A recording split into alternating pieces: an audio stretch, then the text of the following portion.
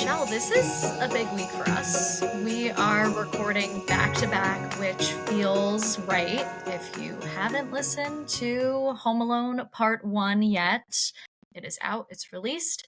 And tonight we're covering Home Alone 2. If you didn't start there with Home Alone 1, also no judgment because, as we said in the Home Alone 1 episode, we decided to release Home Alone 3 first a few years ago. Yeah. So we're going out of order. You watch in whatever order you want.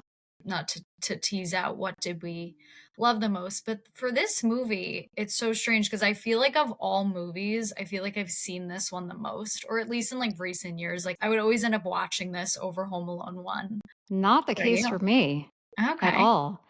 I was wondering if I had ever seen this from beginning to end Oh, wow. before. I know I've definitely seen bits and pieces Yeah. and all the The pranks and the yeah. traps and all that. Like that, I felt like I knew every single thing that was going to happen. But really, the beginning felt old because Yeah. we just watched part one yesterday and it was kind of repeating the same thing. But in some ways, I felt like I was watching it for the first time. Yeah.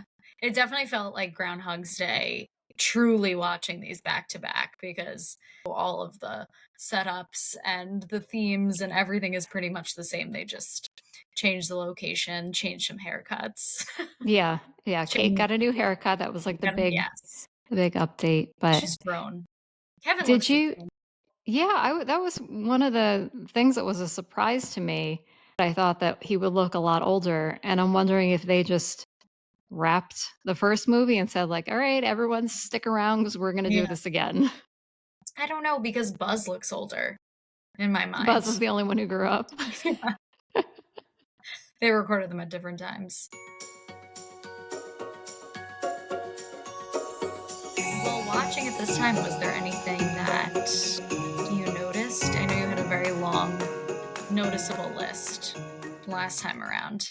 I mean, we really already talked about how the opening is almost identical to the opening of Home Alone, minus we don't have Joe Pesci posing as a cop in the foyer, but I liked that. I was like, oh, we get to be back here again with all these people, and nothing has changed. Yeah, Everyone, the it's very behaviors, the the same. interactions, all the same.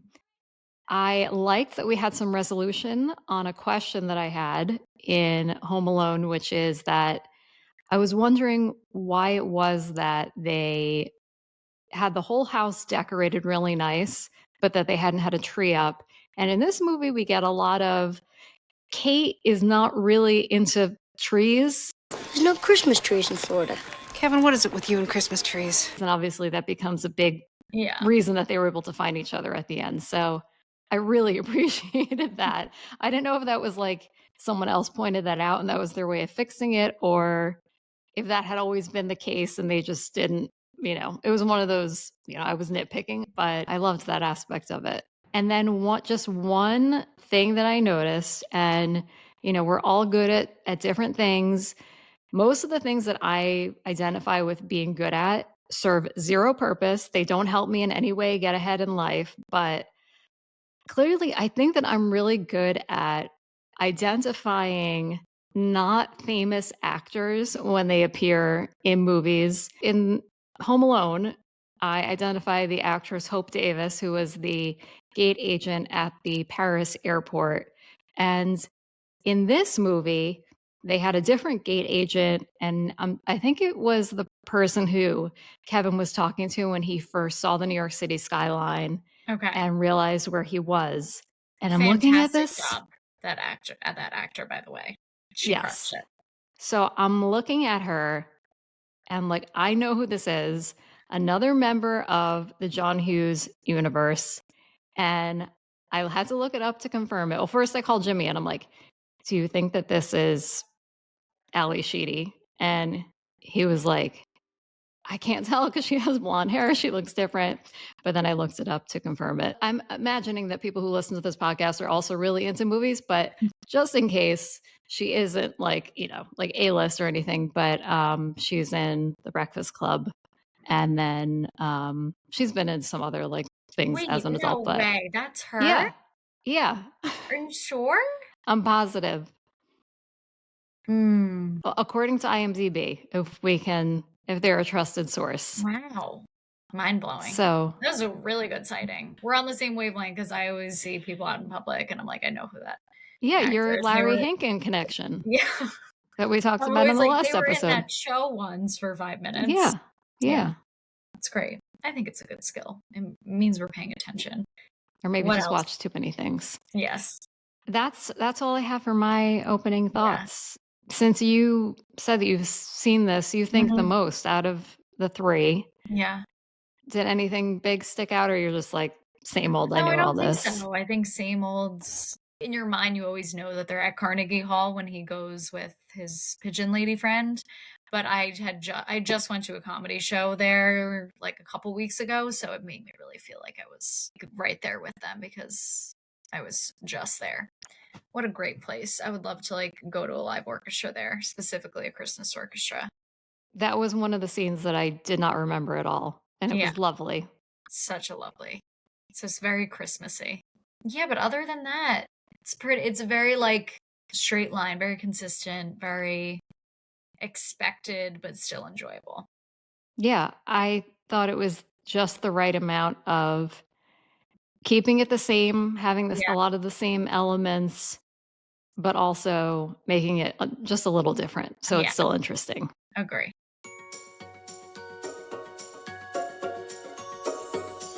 Okay, Michelle, so this is fun that you haven't seen this a ton because I feel like you probably have a long list of things that you love. This is exciting to watch this, and it felt very, like, novel to me. Yeah. So that really just that alone added to the experience. Let's start here. New York at Christmas. I know we're biased, it's our home city, but I don't know, I feel like since I now haven't lived in New York for a long time, over a decade, I'm kind of like a fangirl now, and the last few years, Jimmy and I have stayed in the city for the days leading up to Christmas, and we started doing cozy holiday things. I love New York at Christmas. I'm looking forward to our New York day. We're gonna get it at the end of the month together. Yeah, I'm Yeah, really looking forward to that. yeah, Not with Kevin yeah, McAllister, but maybe we could try to find some of these yes, locations, get really touristy. yes. Yeah, I was actually have you been to the Plaza Hotel? I have. I don't know if it's still there, but the thing that I remember really enjoying in the plaza is underneath it, they have a cool food hall, or did Okay. when I went to it. But I will say this from like a more of a New York perspective is I think when this movie first came out and we were kids, it kind of became like known as like the nicest top of the line hotel that you can stay in New York. That's not untrue, but also especially along the park there are many other really nice Mhm. hotels, and obviously there are great hotels downtown.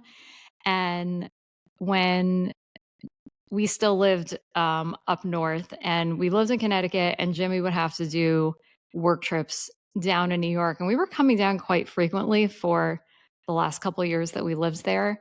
And whenever we would come to New York, we would stay at the Essex House, which you can see from one of the shots in the movie. Mhm. And it's along the park. It's just like a little ways up from Plaza. If you're not familiar with New York and you want to have a plaza like experience, you can probably get that at many other hotels, not Yes. just the plaza. I feel like it's more about the namesake of why Yeah. people end up staying there and the grand entrance, but I don't have never been there. I don't think I've Oh, even you've never been? no, I don't think I've ever been inside. Hmm. I've heard that they have high tea there that a lot of people do, or it may be something a little touristy. That I'd say that we should stop in when we're together, but I'm almost well, like everyone's going to be trying to do that. yeah, And I feel like there are so many other things that yeah. we would I think if enjoy. it was the 90s, I would wanna do it. Like, It if there's feels a time machine option, we yes. will do that. We can go back to 1992 when I wasn't born and go there. Yeah. There are I'm trying to think of, like, other movies where it's almost like a child is, like, lost in New York. Like, one of the first things that comes to mind is, like, Stuart Little because he ends up having this, like crazy experience getting lost in New York and kind of like going through the park, just comparing other kids' movies, which I always loved growing up. But it was really enjoyable seeing Kevin's version of his dream day in New York and the setup of him recording and saying, "Oh, I'm looking forward, it would be so cool to go to the Plaza Hotel," and how much he just leans into it as soon as he realizes that he's there by himself and he's saying, like, this is a great time to go on vacation. And I feel like for a 9-year-old, he really chose wisely. Like, he did all of the things that I feel like people that wanna get done around the holidays, but that it was, like, with his twist on it, so I really enjoyed, like, all of the places that he took us. It also reminds me of Elf a little bit because, again, it just kinda shows their character and, like, what it means to Kevin to, like, be truly on a vacation in a city that he's never been. I liked that he kept referencing that, like, said something like, "No, this is a vacation." Yeah. And he really made some great choices, and I would enjoy doing some of those things as an adult, specifically just the being in the room at the plaza Ugh, and eating the ice cream sundae and watching a movie. I Sign don't me up. I don't feel like enough people lean into the Kevin McAllister of going on a vacation and just like if I was I was actually having this conversation with our cousin Denise. She was like, "You know what I really just want to do one day? Just get a hotel room and like watch a show and get room service or like eat a bag of like Cheez-Its or something." We were just talking about like having a favorite snack food, staying at a nice hotel, and just like having alone time and not having to leave the room and not having to do anything. There's something really special, I feel like, about solo travel. Maybe not quite the drama of being a 9-year-old in New York, but I feel like as an adult to just have like one couple days to yourself to just like do only what you want to do and eat only what you want to eat. I think we need to bring out Kevin McAllister and all of us a little bit more. Yeah, I mean, I think that that's part of why this movie was so successful is because he was living out both a kid's dream and an adult's dream. Like, not to skip ahead to the food section, but like the steam coming off of that cheese pizza before he gets into the limo, I'm like, that's my day right there. I That's also wrote about the yeah. steam. Yes, But and being held by Cedric, the only person that I'd want holding my pizza. So of course. it was a clever storyline to have the wet bandits break out of jail and that they end up in New York and that I just found it such a funny concept of these two grown men continuously being haunted by this boy that they had a run in with a year ago. Like they're criminals who just went to jail and they're terrified that he's going to ruin their lives again. So I just thought that was really fun. I think that the comedic aspects of like them seeing them outside of like a neighborhood and in a city, they did a really good job. Like I think Marv was like a big probably he wins the movie for me this time around because he's very physical in all of his interactions. He's stealing a lot of scarves. He's using, his tape hand to steal pennies. He is like groping women inappropriately. Like there's a lot of that he's doing just watching him like walk the streets of New York. I had the same notes. Marv really stole the show in this movie. One of the things that I noticed, and maybe this is just more apparent because they were walking around more, but the height differential between them was much more apparent to me in this one than the first one. Yes. And I think just that alone, that he's so lanky and all of his movements were so funny. And all I kept thinking was like, I mean, I'm sure that they used stunt Yeah. people, but he was so over the top. And I have to think that this actor just really enjoyed going for it, like going all in and giving it his all with like his whole body in Yeah. all of his scenes. He really did. He committed. And Harry's always funny, but I felt like I don't know what it was. He just like he was like doing completely new things in this movie. Marv was. We talked a lot about in last episode having all of Kevin's like sweet interaction, quote unquote scary interactions with other adults, but I thought that the three Plaza Hotel employees as side characters were such a strong addition to this movie. I think it's rare that they need more villains if you already have two criminals. And I know that, in the last movie, his neighbor was supposed to be the villain before we found out he was good.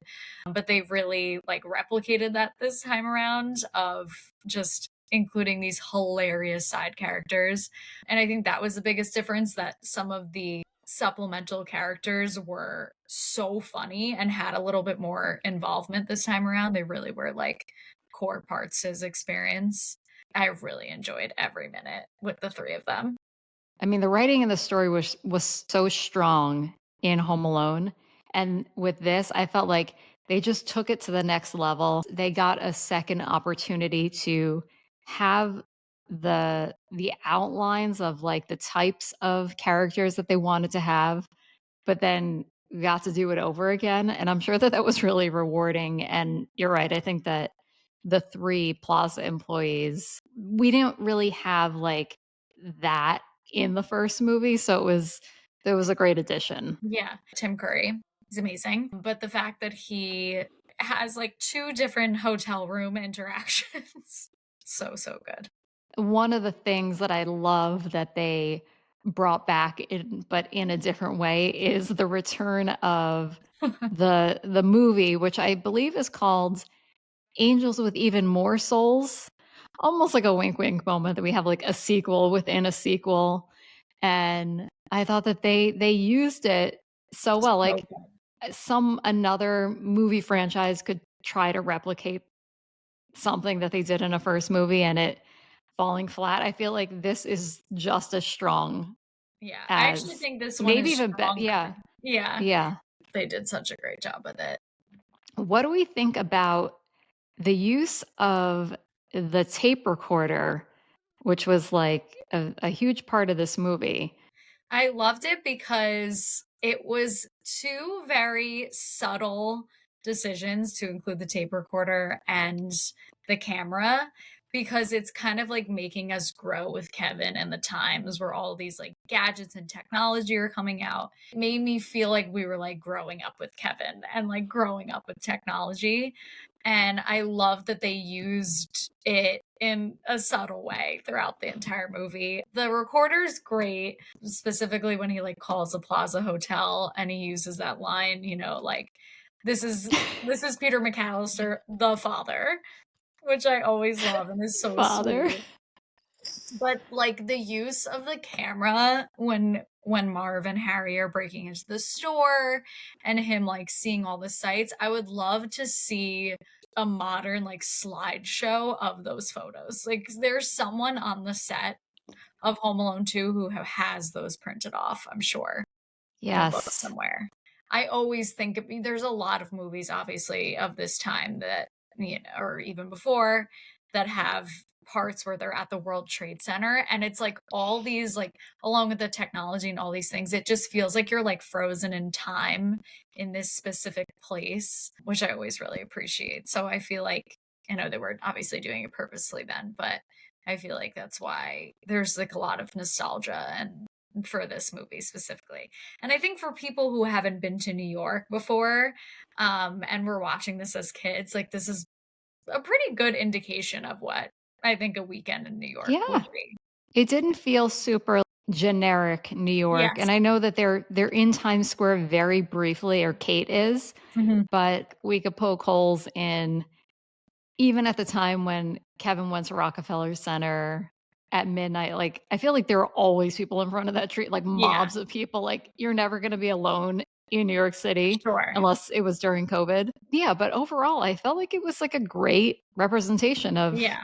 of what it's like to be in New York at Yeah. Christmas. And I think even in the 90s, like it probably was scary to walk through Central Park late at night. I think it's It probably still gotten, is. yeah, I think walking through any park late at night is spooky. But I think Yeah. they did a good job from his perspective of making everyone be, like, really spooky, and I think they leaned into that, not just with that part, but when he's, like, looking up at walking through a crosswalk and everyone's so much taller than him. They did a continuous inclusion of, like, making him feel really tiny in comparison to everyone else. Yeah, but they did it so just elegantly. They Yes. didn't overdo it. Like, they could Yeah. have made every shot from this, like, very low POV, and I feel like that would have gotten annoying. But Yes. instead, they found these ways to make us feel like how Kevin felt Yeah. at age 9 or however old he's supposed to be in this. Maybe seeing, like, the scene that you reference, for example, when he's walking along the park and all of these different faces are coming up to him. To him, he's almost seeing, like, cartoonized or, like, exaggerated versions of, like, what's Mhm. happening in reality, but that still happens to us as adults too. We all kind of have like skewed perspectives based on how we're feeling in the moment.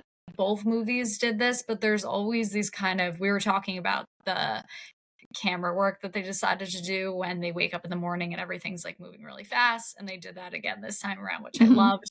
But, there is this part during the trap scenes and Marv is getting electrocuted and they just turn him into a skeleton.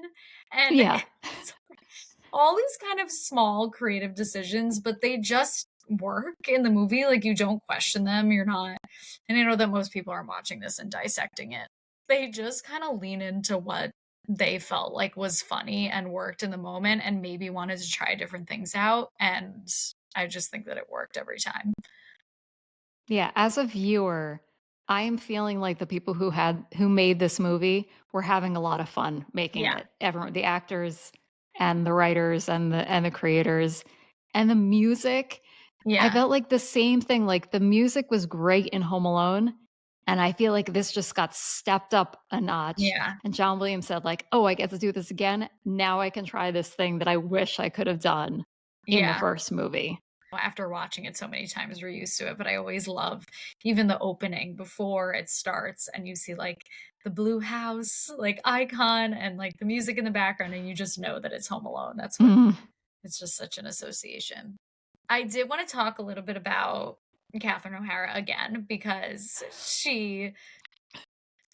I know that she's doing so many of the same things, but this time around, like, I was getting choked up at the end when she's, like, talking about how, she's talking to the police officer and she's like, "What would you do?" "I wanna be with my son," figures out where he is, and again, she just does such a great job as an actor to tiptoe the line of making sure that she's being so almost overacting in a way, but it's not overacting because it's a good amount of overacting and being so funny, but also pulling on our heartstrings and making us feel like she's a mom who just like wants to be with her son and it knows exactly, like, is not giving up on him.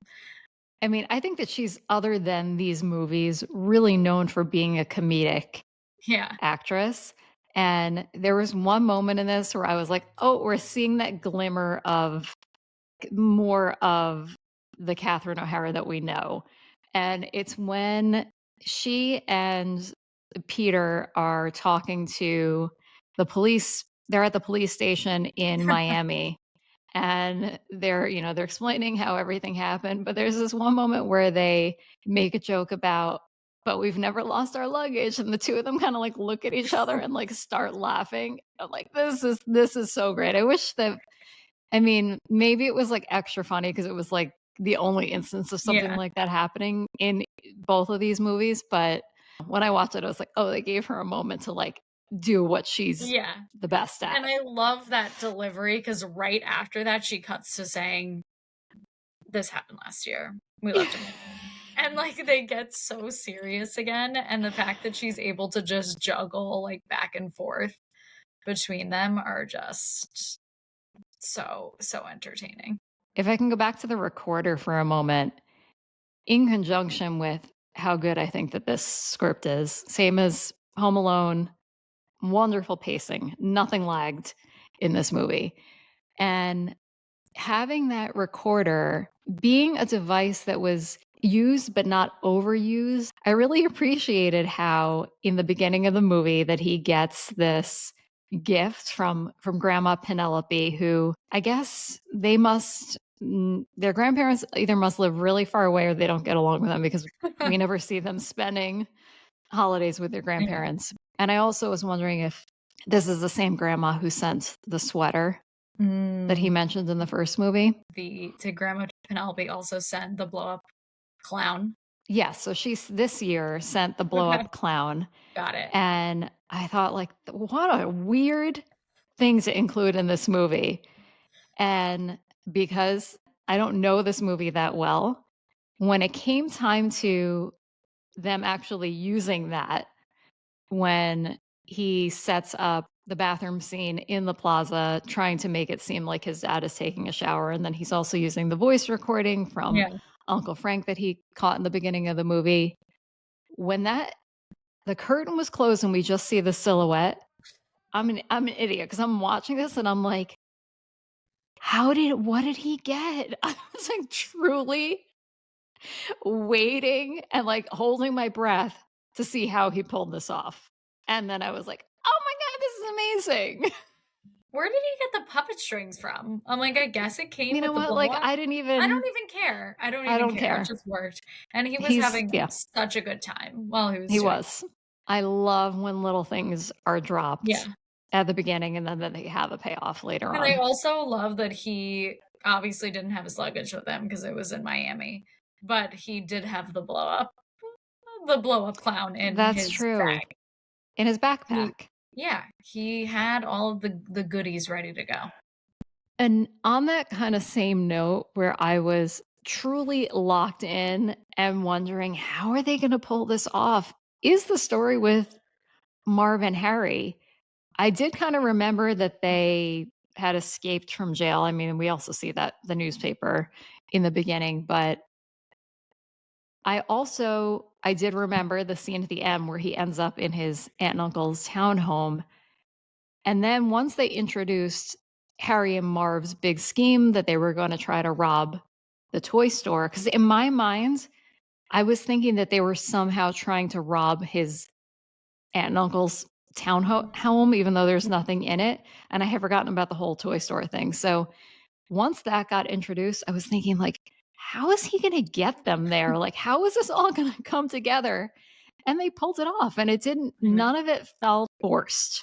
I know, and there was something just so entertaining about the fact. Like, as much as I'm dying to see what that townhome looks like when it's complete, but it was really under construction. So Oh, he yeah, was that was. really able to take advantage of blow torches and tool chests. And, it's also like a good lesson period as like a kids movie, and they did this the first time around, but having it about like giving back and like looking out for other people around the holidays and trying to do a good deed. So I thought that they tied that together very nicely by having Mr. Duncan involved and another person to look up to and teach him what Yes. two turtle doves mean. Yes. Yeah. I mean, I think that we are all always rooting for Kevin. And the scenes that we see in the beginning of both of these movies, we are really on his side. I mean, I kept trying to look at it through the lens of how the parents are seeing him. And I'm like, no, he's I know. right. Everyone's being so mean to him.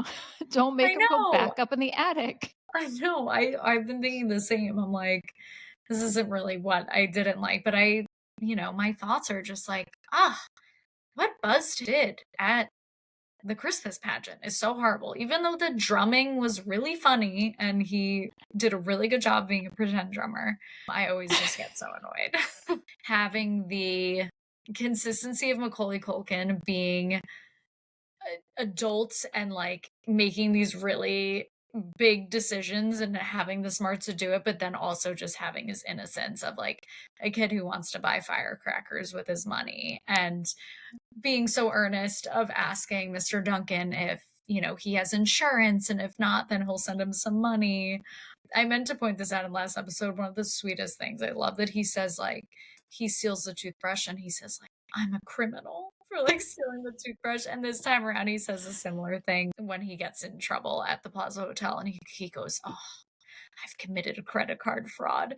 Like it's just this innocence that he is still this little boy, but he's thrown into the adult world. So good job to Macaulay Culkin for everything that he's doing in these movies. Jimmy brought up a good point when we were having a chat about this earlier that he thought it was not super believable that Kevin is the one that kind of keeps getting lost or left behind and that he is the youngest in the family.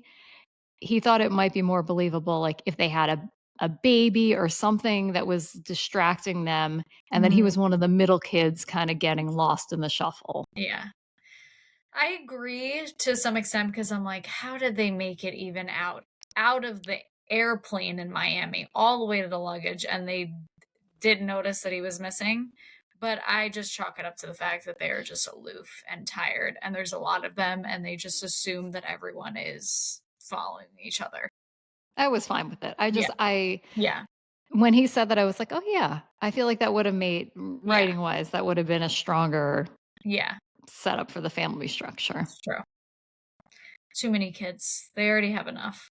I couldn't even tell you how many kids Uncle Frank and Aunt Leslie have.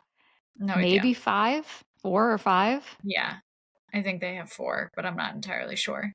I only know Fuller. Fuller did switch over to Coca-Cola this movie, and I Yep. was Oh, I very noticed. happy. Yeah. They must have had I knew you'd be happy. they must have had a brand deal with Coca-Cola for number 2 and Pepsi for number 1. Coke was like, "We want in on Yes. this." This only occurred to me at the very end of this movie when they're really hammering home this joke about Fuller wetting the bed and Yeah. drinking soda before he goes to sleep, but I was wondering if, like, he did that on purpose once so that he could always get his own bed. He would be the type of person that would do that, so Yeah. that feels right. That feels like something Kevin would have taught him this time around. I know we talked about the appreciation of the mastermind of him getting them to the house, but did you like the traps this time around and the comedy as much as Home Alone 1? I'd say equal. Yeah. There were I'll save it my for favorite scenes, but there were things in this one that I laughed out loud, Yeah. like, so much that I don't remember doing that as much in the first one, but it could also just be, like, I knew it was coming and this was more of a surprise to me. Yeah. That is true. I'm just so impressed by how they thought of it, and he had the war map again of Yeah. his plan, so that's another one that you'll have to get framed for your wall. 1 Yes. and I 2. want both. Yes. I loved I know I mentioned the music a little bit before, but I've decided that my all-time favorite music track of both these movies is whatever instrumental John Williams piece is playing when Kevin is planning the pranks It's in very this movie. It's s so good. yeah. It's like the old one, but like more Yes. dramatic. I think that on Christmas Eve morning, we have to have Lisa because I think Lisa has the record, and Oh, she'll have to play it. She definitely does, and if not, Mike will blast it through their speakers. since you knew this Yeah. just as much as you knew the first movie, prank scene wise, do you have one that you like better than the other? No, I don't think so. I felt the same way where I think I audibly laugh a little bit harder with this one, but I think I like the flow of the traps more in the first movie for some reason because I think I just like the McAllister house over the constructed Rob McAllister house. It's a little, a little bit darker. It's not as pretty, like with the juxtaposition of everything getting destroyed. Like everything is kind of already under construction. In terms of Harry and Marv getting hurt, the way that they got hurt in this one felt a little bit more like they would be dead like multiple, Yes. multiple times. Or I always think about this like in movies when people get hurt and they bounce back or they get shot and then, the guy comes through at the end and like hits someone over the head. Yeah. And I think about like, if we get like a splinter, we're like, oh my God, I'm Yeah. dying. I can't do anything. Not only that, but when Kevin sets up the seesaw contraption outside of Yeah, I Duncan's loved toy that. chest, which is amazing that he looks like a little construction worker. He just walks up with his little plank of wood, sets it down very calmly. But Harry goes flying and smashes on top of a car. And my immediate thought is this man is dead. He Yeah. can't be alive after this just one thing. Yet they run however many blocks to also everything is in the same neighborhood. Duncan's toy chest, the park. I had to write down the address.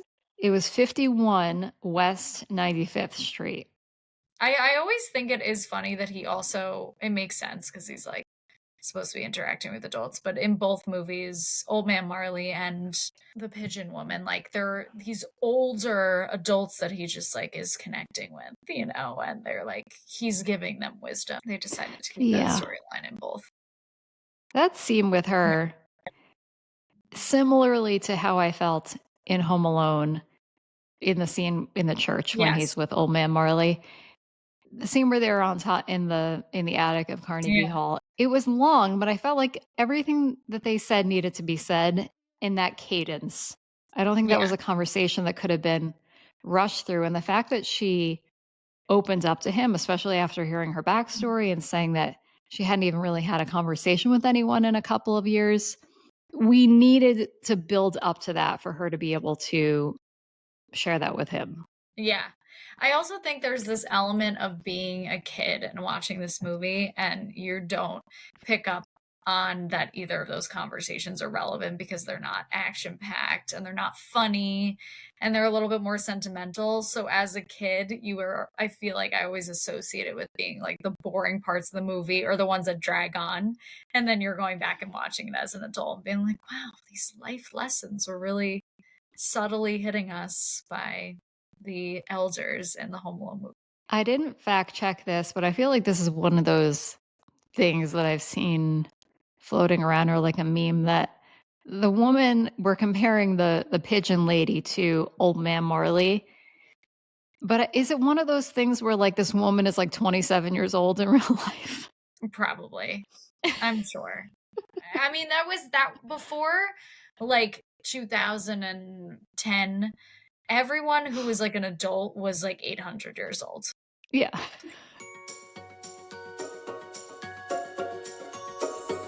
Well, we did hint at that we both had pretty short lists for what didn't we like, so we'd love to hear yours. Okay, my only complaint is I remembered that Tim Curry was in this movie and that he worked at the Plaza. And I was so looking forward to seeing him and experiencing his scenes. And the scenes that we see him in, 110%, he does great. I especially love that we got to see the scene with him with the sequel of the Angels with More Souls movie. Morsels.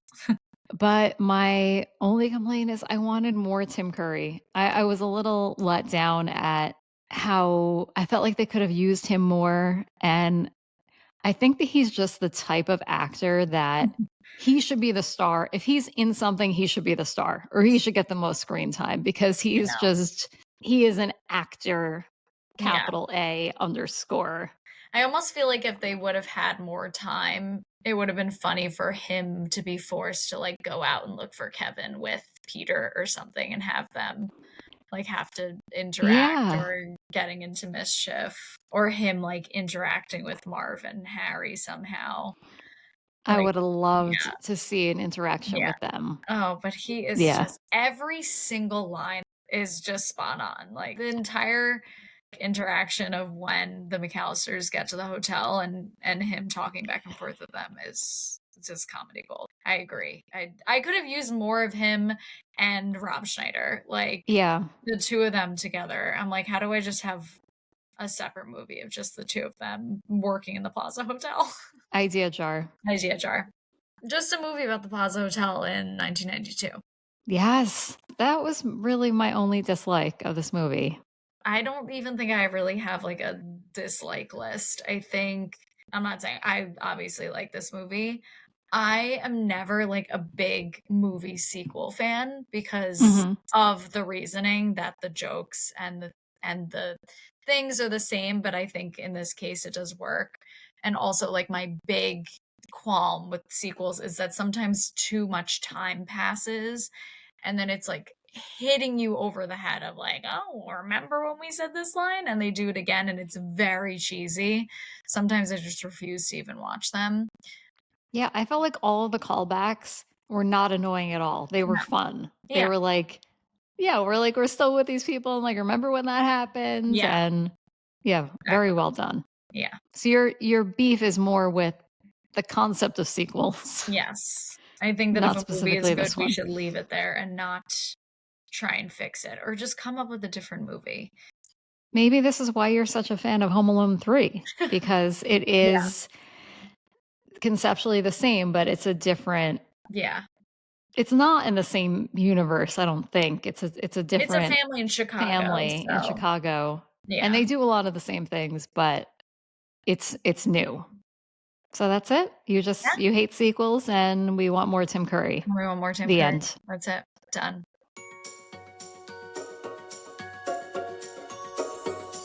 I feel like you've been waiting this whole episode for your favorite scenes online, so I will let you have the stage. Okay. If it's okay with you, I'm gonna do something a little bit different for this. Okay. Instead of doing favorite scene and favorite lines, I'm gonna share all of my laugh out loud moments, Okay. and one of them has a line in it, so Okay. it'll count. Okay, Perfect. so the first takes place at the beginning when they're at the concert, and it's when Kevin knocks over everybody, and then it knocks over a tree, and it knocks over the piano player who falls Poor off of the woman. stage. I mean, I know that's mean, but I was crying laughing. That felt like that was like a slapstick comedy Yes. moment. We Yes. know she's gonna be fine in this And she world. also was, like, the sweetest woman who was so focused on his solo. She was the only one supporting him and not laughing. I think it was also like visually the way that they had her fall off. It was like both legs like up in the air, Yeah. backwards, flipped over. That was like choreographed very specifically to get like maximum laughs. Mhm. Yeah, it Well worked. done. Okay. You mentioned the Polaroid, which I love the inclusion of. And this is when Kevin is taking the Polaroid of Harry and Marv inside of Duncan's and he tells them to smile. And the way that Marv stops and smiles reminded me so much of the guard in Monty Python and the Holy Grail. Like that same just like Also idiotic. really reminds me of our Uncle Joe. So growing up on Christmas Eve, our grandpa was always like Santa. He wouldn't dress up like Santa, but he would like give everyone a gift every year. And my Uncle Joe was like the elf who like helped him hand out. And we have, I don't know if he did this every year, but we have this one year where he does that same exact smile in every photo with every person who gets a picture. And it's gold. We have to Oh, make him bring it back this year. great comparison. Oh, Yes, he did that exact same I smile. I I'm die every time. And I always like am waiting in anticipation for the Marv picture. I think that needs to go on your gallery wall. You can definitely find that online. I think I'm gonna find it for you. Oh, that would be amazing. And I love like the idea of having a Polaroid because I'm all about trying to find like different like shapes and sizes and formats of things to hang on the walls. It also reminds me of the movie The Hangover at the in the credits where they do all the photos. Like the Love. Oh, I when love that so much. oh my god, and there's this one photo of Alan and a woman at the slot machines, and and it's just like a stranger, and he's smiling so wide, so it's clearly a point of comedy that probably other people don't think is funny, but for us, it works. We love it. So another Marv comedy moment. He has that whole part where he's trying to get in the front door and he has the thing with like the string and then it's shooting it's like staples into Yeah, him. And that's fine. That's funny. But the part that made me laugh out loud, and this again just speaks to his lankiness and the use of like his legs in the comedy, is when he kicks the door in. I don't know why, just like that visual of him finally like busting through the door. I know. That was the funniest part of that whole thing. Not even when he fell, just the kicking part. I also just think the funniest parts are when Marv has like the burst of energy of I am going to kill this child. He is so angered by these moments of defeat that he cannot help it, and it's so funny. All right, and my last one is we have a moment for Harry. He's a victim of the blowtorch once again, as much as he's trying so hard to not let it happen. And he sees himself in the mirror, and then he does a handstand over the toilet bowl, which is filled with lighter fluid. And then instead of like seeing what happens, they cut to the exterior of the house. Just see an explosion through the windows. I'm laughing because I think the best part of that is when he walks in and he's just like, he's like, something's wrong. Something's wrong with my head, like, and he doesn't quite realize it until he sees it in the mirror, but just the way he's walking, like, so confidently. It was a great payoff that they waited that long to like let that happen. And yeah, I don't know what it is just about that cut to the exterior that I was just like, I felt bad because Jimmy was on a call like in the next room, and I'm just like, I can't help myself. I was laughing so hard. Yeah. All right, that's all my laugh out loud moments. I just really love the brick scene. Like, I think it is so funny. And in the same way that we had said we love that Harry says, "Oh, he's gonna," from the first Home Alone, "Oh, he's gonna call the cops from a treehouse." Just the way that he says, like, "You want to throw bricks, kid? Throw some bricks." And that's definitely something, for some reason, no idea where the context is coming from, but we always text it in our sister chat. But the physical comedy, which I think for most people may get annoying, but Marv's reactions to just continuously getting absolutely fucked up by these bricks, and he can't even speak, and he is like screaming at the top of his lungs. It gets me every time. I can't stop laughing. It's such an audible laugh when that scene happens. And I do love the Harry's being so confused about what the sound is of the tool chest like coming down the stairs. Not even so much the aftermath of them getting hit, like that's fine, but it's the lead up, how confused they are. And then as more of like a sentimental scene, I do love when Kate like finds him at the end, and it's very beautiful with like the tree lights in the background, and it's like this gorgeous shot, and they finally reunited. But I will say by far my favorite scene and favorite lines have to involve Tim Curry. And it's when all of them, the use of the movie, which was done so well, I think even way beyond the first movie, when they're chasing after Kevin, they follow him up to the room. They think that they're having a conversation, I guess, with his dad or someone who's nuts in the hotel room. And you have this poor police officer, Cliff, and the whole monologue is going off about how Tim Curry is smooching with all these random people. And everyone's looks so confused, but Tim Curry keeps like mouthing the names of the people that he's rattling off, and he seems so perplexed.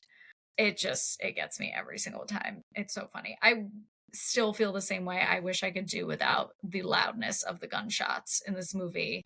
And they made us listen to it twice this time around, not 3 times, but I will let it slide because of the payoff of watching that entire scene happen. And I also love when Tim Curry breaks into the room the first time and trips over a stool or a side table. Yes. Yeah, that little table. It's a good one. He's brilliant. Yeah.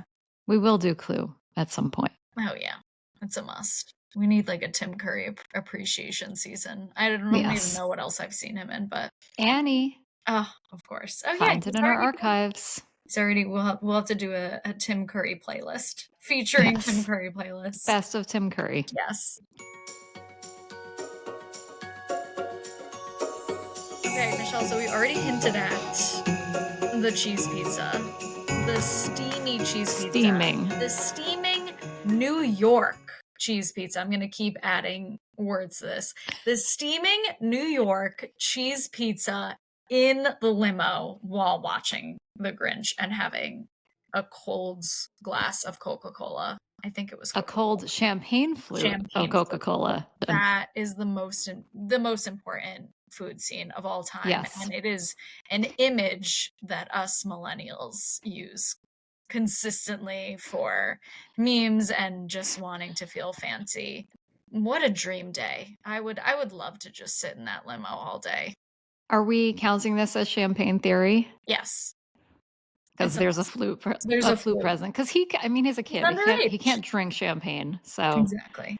But other than that, yeah, like again, I think that the Sunday didn't work for me. I'm more for the mini bar because it's like a fancy mini bar that has a wood exterior. There's a lot of good goodies in there. I like that he takes the cookies with him on his adventure. But the ice cream sundae was like, ugh, on a cold day in New York, I didn't want that $800 sundae. I think I would have wanted something else on the food menu. I disagree. Between Home Alone and now this, I have not been able to stop thinking about ice cream sundaes. I want one so badly. And I live, it's a little warmer where I am, so maybe it Rub it feels in. more appropriate. But first chance I get that's easy, I'm having an ice cream sundae. I will have one before Christmas because of these movies. Could make when you come over is our own hot fudge, because I did make this really good tahini hot fudge earlier this year from a cookbook that you gave me, and I made like ice cream sundaes with it, and it was fantastic. So maybe we'll have to make some winter ice cream sundaes when you come visit. I like that delivery was very Back to the Future, very Marty talking to Doc, saying like, a cookbook that you gave me. You gifted it to me, so you're responsible. I will suffer the consequences of having a tahini sundae. And I feel like if it's warm, then it's like a little bit of, yeah, it's a winter sundae, which I support. I want to talk about the mini bar a little bit more because not enough people are talking about the death of the mini bar. I stay in hotels a lot because my husband has to travel for work a bunch. And I've noticed that most hotels do not have mini bars at all anymore. The big exception is Las Vegas is still going strong. And their mini bars they don't just have food and beverages, they also have like other things that you might need in Las Vegas. I'm not going to say this is a children's movie. But sexual health and wellness, that's okay. Yes, yeah, that's true. That's true. But yeah, most other places, no mini bar and no room service, which I feel like we grew up watching movies where when you stay at a hotel, these are like the two big exciting things that you look for. And it makes me sad that even though it's not like I use them that often, but I still want them to be there. I want that dream to stay alive. Like, it felt so aspirational, and now they took that away from us. I think that if we ever open up our own small boutique, like 8-room hotel, we will have room service and a mini bar. With room service, like I haven't in recent years, and I never really had room service, but I feel like anytime I've had it, it hasn't been like that good, and imagine having like a really quality room service. Except we actually, when you and I did have breakfast together in Florida, that was great. No, that was in California.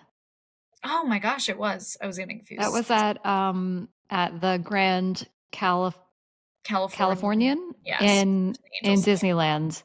Yeah. That was delightful. So good. Yeah, room service brought to the room, and then we ate on the porch. It's delicious. Yeah, that was a great day. It's great. So more of that, please. Yeah, we'll Yeah. do our next films and table meetup. We're just gonna get room service and watch movies in a This nice feels hotel. like a very legitimate write-off. Yes. If we ever make money from Yeah. this, that's gonna be the first thing we write off. A write-off. Yep. We'll spend it Yeah, we're immediately. gonna save the receipts for 6 years and then we'll use it. I can't wait. So Kevin, what we're saying is we support you in your high room service bill, Yeah. Good which I job. don't fully understand. I mean, it was a whole ice cream bar, but $900, like he must have gotten I some mean, other he did thing. have someone like, they make like Yeah, tableside guac. Like he had an attendant.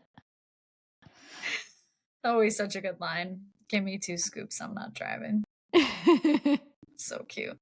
One last food item for me was just the mention. I don't think we ever, well, we did get to see it because we saw her holding a cup, but he says to the pigeon lady, like, let's get hot chocolate. It's on me. Yeah. I don't feel like I've drank enough hot chocolate in my adulthood. I know Yeah. that you and Allison are both big hot chocolate Yeah, people. I feel like you've had some good don't experiences. I don't make it enough. I think because I've been living in California, I'm never like kind of in that cozy mood, but around I will definitely be having some hot chocolate in I'm my in room. this year. And I definitely brought this up on a previous episode, but Allison is a fantastic hot chocolate maker. She not only does marshmallows, but she crushes up candy cane in it. That's key. It's key, and she serves it on a tray. She is super mom. She's a really good holiday treats maker. Shout out. Shout out, Allison. And we're not just saying this to butter you up to finally Yeah. get you on the podcast.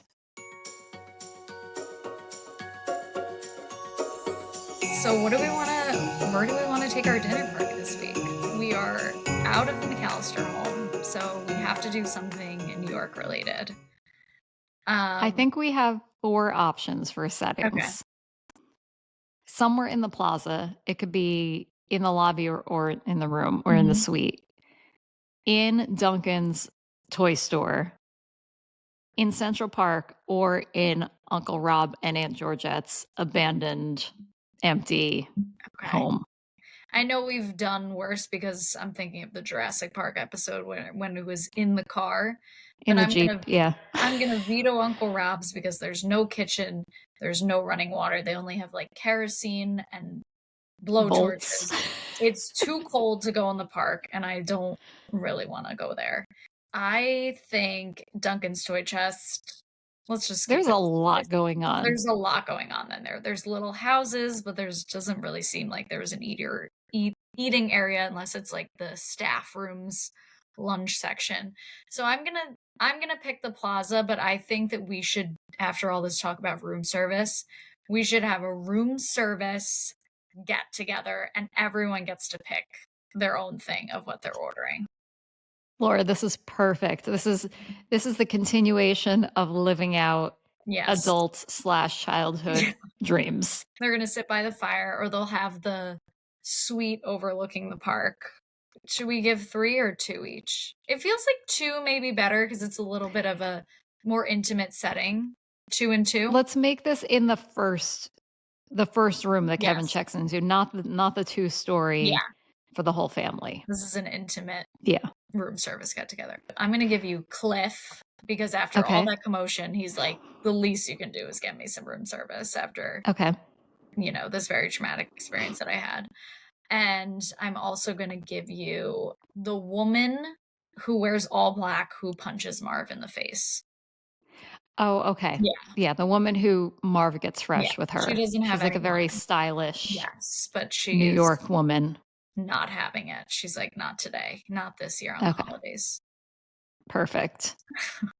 I'm gonna give you Donald Trump, and Okay. off screen we never meet her unless she may be in the first one, but I'm gonna give you Aunt Georgette, who owns the townhouse with Uncle Rob. Okay. Oh, okay, this is a tough one.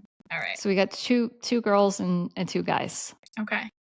I can start off. Okay. I definitely think that Donald Trump is gonna order a well done steak with a industrial size Coke or whatever he drinks, Diet Coke. and he's not sharing with anyone. And he asked for like a vat of ketchup on the side. It's Of really course. sad that I know what his order is. That's just how much he's infiltrated all of our lives, that we all know the horrible taste in food that he has. Absolutely gonna be trying to pick up Aunt Georgette, and she is going to throw ketchup in his face because she will not be having any of this. I don't want to take away from what the woman in all black will be ordering, but I feel like Aunt Georgette is really classy and she's like there to celebrate. It's Christmas Eve. So she's definitely going to order like a bucket of champagne on ice. She's going to order like a seafood tower. She wants some caviar. She's getting very fancy for this special occasion. And I think that she's going to order herself like a medium rare steak with mashed potatoes and some greens on the side and very chilled ice water. I love the specificity. Sparkling. Yeah. Sparkling, very She cold. wants her drinks 2 ways sparkling. So I love this for Aunt Georgette. I was also thinking, like, the little that we know about Uncle Rob and Aunt Georgette is they're in Paris. They've got this great townhome. I wrote a note that said, I think that I would enjoy hanging out with them. I think that yes. I mean, we definitely like them better than, not that I have a problem with Aunt Leslie, but Uncle Frank Yeah. Uncle Frank is is right the out. worst. I Yeah. know. Yeah, I think if I had to, like, when Kevin is older, I would definitely go visit Aunt Georgette and Uncle Rob. Yeah. And they give good presents. Yeah, they do. Of That's course. that was really Kevin's driving force Yeah. to even find their apartment. Yeah. And they'll forgive him after all of the damage that Yeah, he I took. mean, the house was already in terrible shape. I don't Yeah, even think that it looked like it was abandoned. yeah. So Yeah. Okay. For the woman, the chic woman in black from the streets, but not from the streets. I mean, she yeah. didn't, she seemed like she had Yeah. maybe like a corporate job or something. Yeah.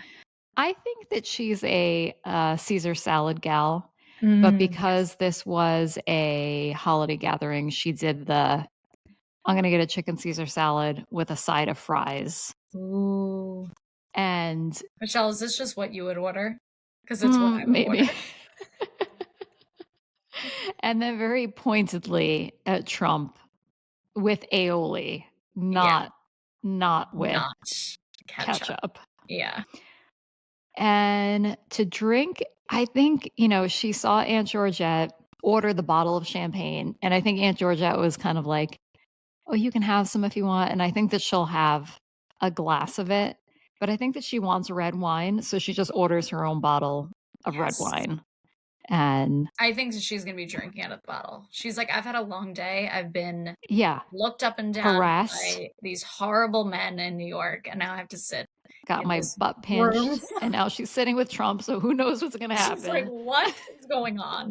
Give me this bottle of wine. So no one has ordered dessert, but I think that she's going to take it upon herself to order dessert for the group. I don't think that she would go with the sundae since she can't think of anything. And by her, I mean me. I think that she's going to order after they're done. She'll call down to room service again and order a round of after dinner dessert cocktails, but some like Ooh. really fun Christmas ones, like like a candy cane martini or something like that. Yeah. Wow. This is so festive. And I love Georgette it. is going to be drunk after Oh all yeah. the champagne. But she lives in dessert New York. She can take a cab home. She'll be Yeah. fine. No, she's having herself a party. All right. And then for Cliff, the security guard, right? I think he's a cop Or security police officer who works for the plaza. Okay. I feel like just because of the dynamic, Trump will be the one to order first. Yeah. And I think that Cliff would just want what he had. I think he would order like the exact same thing, but maybe say like, but can I have like a baked potato with mine with like a lot of sour cream on top instead of the Yeah. ketchup You think he shares some of the fries. with Yeah. the lady. Yeah. Yeah, She's like, "This is a the good stupid." fries. Yeah, the good fries. And I don't think that he's a drinker or, because he works in security, his hours might be a little different and he doesn't wanna drink close to being on the job, so I think that he orders a Sprite. He seems like a Sprite man to me. Yeah, that feels right. Yeah. He's Oh, we like, love Cliff. "Oh, well, poor Cliff. He's had a day." And We'll indulge in some of the after dinner y drinks. I think that the ladies, goad him into it. Yeah. They're like, "Come on, Cliff, come "Come on, on." By that Cliff, they let your hair down." Yeah. Oh. And then at the end of all of this, Trump will ask for the receipt, and speaking of writing it off, we'll write off the entire meal. Perfect.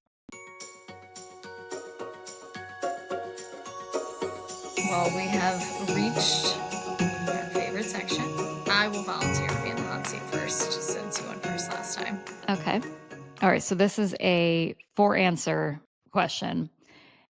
Where would you wanna go for Christmas? New York, Chicago, Paris, or Miami? Paris. I've been in a big Hmm. Paris mood lately. Home Alone 1 girl. Yes. All right. Would you rather be stuck in the van that Harry and Marv were in, or I guess the truck with all the dead Yeah. fish in it, or stuck at the top of the World Trade Center? Sorry, I know that's kind of Really like a, hard. a This I is tough. almost felt weird writing that one. It was felt a little, Oh man, I honestly think in the truck, even though it's stinky, yeah, but like I'm really afraid of heights. I yeah. think if I That would have scene had like stressed a me big, out. I know I was so That stressed. I shot, couldn't even no. I yeah, don't do tall. I'm fine looking from below at yeah. skyscrapers. Kevin really never got to this point, but I kept thinking, if he can't go back to the plaza, where is he going to sleep? So, would you rather sleep in Central Park with the pigeons or at Uncle Rob and Aunt Georgette's under construction townhome? I think the townhome. I would be too spooked in the park, especially At as least like a there's 9-year-old. walls. Yeah. Yeah. And like I think he could probably get away with like knocking on a neighbor's door who probably is like a nice townhome, being like, "Hi, Yeah. Rob's, He, he would niece." charm his way in. Would you rather watch It's a Wonderful Life in Spanish or in French? In Spanish, so I would understand more. I don't know any French. That was another great, just little I know. callback. They're And they're doing the all same just like thing. staring at it like so confused. That was great. Okay, last one. Where would you rather work? In Dunkin's or at the Plaza? I do love a toy store, but I want a discount on the room service and rooms. That's the right answer. I would be a Cedric and bring people's bags up and be fine with that. Okay. Pick one. A steamy New York cheese pizza in a limo or an ice cream sundae room service with the man who comes with the ice cream sundae. With the ice cream sundae attendant. Yes. Oh, this is so hard. I'm still so craving an ice cream sundae, and I love the idea of just being in the hotel room, but there's something about the steam coming off of that pizza and the fact that he got to eat it in a limo and then drink soda out of a champagne flute. I gotta go with the pizza. Yeah. I'm proud of you. Okay. Would you rather get attacked by a flock of pigeons or get hit in the head with a brick? I guess get attacked by the pigeons because at least I could cover my face, I could kinda get in a little ball so it could just get my Yeah. back. Those bricks looked I know. He that's would have rough. died. He would have died Yeah. after the first one, but Yeah. I don't know. I think I would pick the brick. I You would would not. pick the brick? I do not want to be attacked by a flock of pigeons. That does not sound fun. Okay. Pick a New York City Christmas activity. Visiting Rockefeller Center, and you could go ice skating, you go visit the tree, or would you rather go to Duncan's Toy Chest and buy gifts for all of your nieces and nephews? I would go to Duncan's Toy Chest. Yeah. Oh, I love that toy store. Was that filmed in FAO Schwartz? I don't know. I haven't been to like a toy store like that before, so You've never been to FAO Schwartz not before? that I remember, no. Okay. I have to share 2 small memories. I know we're at the very end, but when I was little, dad used to work, I wanna say it was in the same, like, his office was in the same Mhm. building as FAO Schwartz, so I remember going then. But then more recently, this is when we were living in Connecticut and some of those stays where we had to stay in New York City, and I don't know if we had come from a friend's house, but you know how me and Jimmy are always into, like, some kind of board game or card game that, like, we played at someone else's house and then we're like, "We have to get it." Yeah. We had come from someone's house and had just learned, I wanna say it was like Settlers of Catan or, a game like that, Yeah. and we got to the city and we checked in, and it was around Christmas time, and we couldn't stop talking about this game, so we walked to FAO Schwartz, and we bought it and went and, like, played it Ah, back in the hotel room, but that's so I'm fun. pretty sure, unless it has reopened, I'm pretty sure that it closed Yeah, I think it shortly is. after that, but that was, like, a really fun memory of the 2 of us, like, going through the whole toy store So together. special. Alright, those are my stories. I love it. And last one, would you rather lose your bathing suit in a pool or fall on a sheet of ice? Ah. Alright, if I'm a 9-year-old boy, I'm gonna say lose my bathing suit, Okay. but if I'm me and all those people were there, probably, oh god, I don't know, it's also hard because 'cause I'm also not gonna bounce back from an Mhm. injury well at 42, so I think fall on the ice. Yeah, I think I gotta go with the bathing suit. I would not be able to come back from that. It was a tough fall he had. Yeah. Next week, we're gonna have a little pause in new episodes because it only feels appropriate. We've done Home Alone, we've now done Home Alone 2 Lost in New York. We're going to re release our Home Alone 3 episode that we recorded and released 2 years ago, or 3 years ago, I think 3 years ago. 3 years ago. A film's a table And favorite. a film to table favorite, a family favorite. And we're also going to, for the first time, release that version in video format. Right now, only the audio one is out there. It'll be recut, remastered, and we're going to try our best to add in a newly recorded this or that segment since at the time we hadn't had that segment on the show yet. So I think that will be a fun addition.